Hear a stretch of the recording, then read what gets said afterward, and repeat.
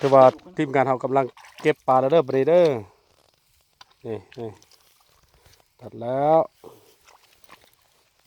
นี่นะกูตอนนั้นมาปล่อยว่าหลานเคยกูโดนหมามันบ่อยากมาซื้อแค่ลำมันบ่ดับพูดปลาแล้วได้พูดดอกปลากันหมดแล้ว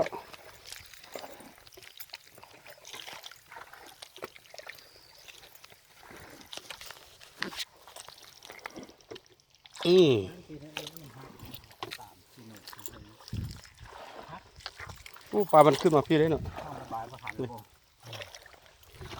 ว่าหาจะมาตัดเดือนนี่เพราะว่าเดือน4นี่ก็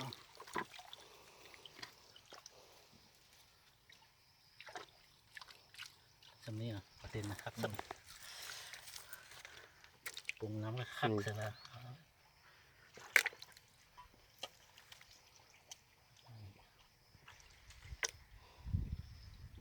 โอ้ดูที่บักละลายจอดรถกวดลงมาไหมเนาะ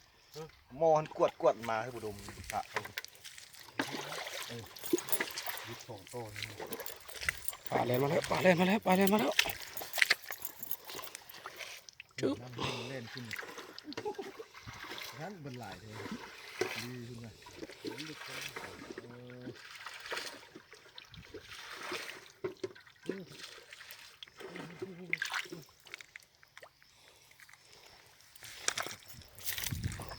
ปลาขึ้นเลยเจ้าเว้ยเก็บใส่ตรงครับแล้วว่าคู่ตัวนึงอยู่ห้องน้ำนะคู่ใหญ่อยู่ห้องน้ำนะ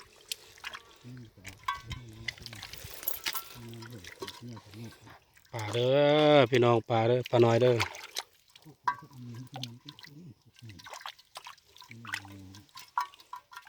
มีน้ำมันดิ้น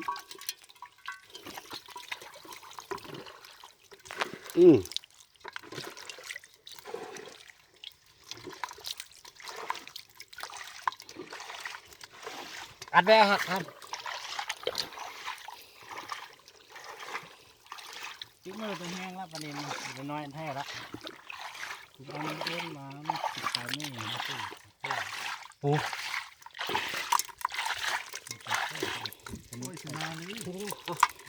เอาแกะยังไงก่อนมาขึ้นมาก่อนทุกอะก็ขึ้นจะนี่ถึงแค่นี้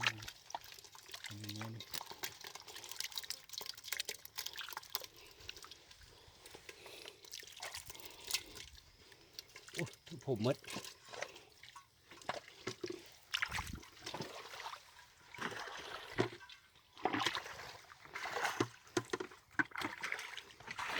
นี่ปลาแปะ